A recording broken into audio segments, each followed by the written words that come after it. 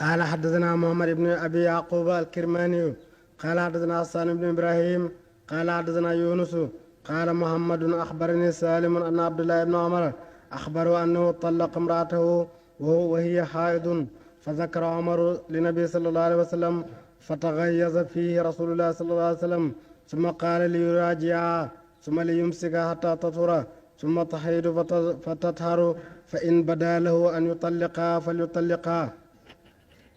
عبد الله بن عمر بن الخطاب